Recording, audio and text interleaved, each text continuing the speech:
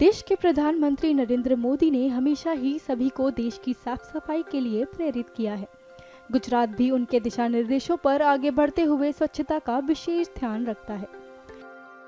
इसी कड़ी में सूरत शहर को सबसे स्वच्छ शहर का दर्जा मिलने के बाद अब सबसे बड़ी जिम्मेदारी इसे पहले स्थान पर बनाए रखने की है। इसी वजह से गुजरात के गृह मंत्री और गुजरात सरकार की पूरी टीम सूरत को स्वच्छता के मामले में आगे रखने के लिए प्रयासरत है। इन्हीं प्रयासों के तहत गुजरात के गृह मंत्री हर्ष सांघवी सूरत को प्लास्टिक मुक्त और कचरा मुक्त बनाने के लिए खुद डुमस बीच पर पहुंचे। उन्होंने बीच पर फेंके गए कचरे को साफ किया और सभी अधिकारियों और अन्य कर्मचारियों को समुद्र तट पर फेंके जाने वाले कचरे को रोकने के लिए सूचित किया। गौरतलब है कि सूरत के डुमस बीच पर हजारों की संख्या में पर्यटक आते हैं, इसलिए हर्ष सांघवी ने सभी लोगों से सूरत को साफ रखने में सरकार की मदद करने की अपील भी की है।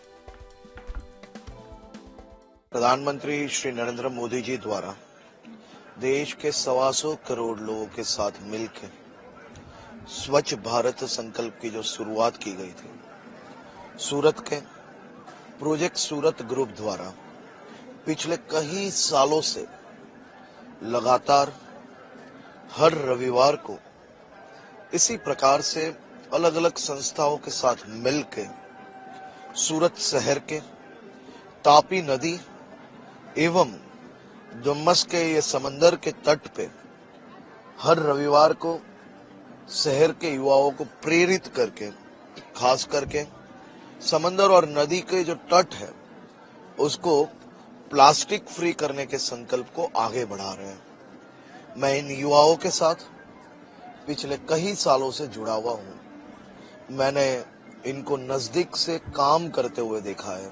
आज रविवार का दिन था, तेज बारिश में ये युवा मेरे शहर को साफ करने की, साफ रखने की कोशिश कर रहे थे, तो मैं एवं सूरत शहर के महापौर दोनों जन डुमस के समंदर के तट पे आके उनके साथ मिलके ये प्लास्टिक गार्बेज कलेक्ट करने का काम आज इन युवाओं के साथ करने का अवसर मिला है।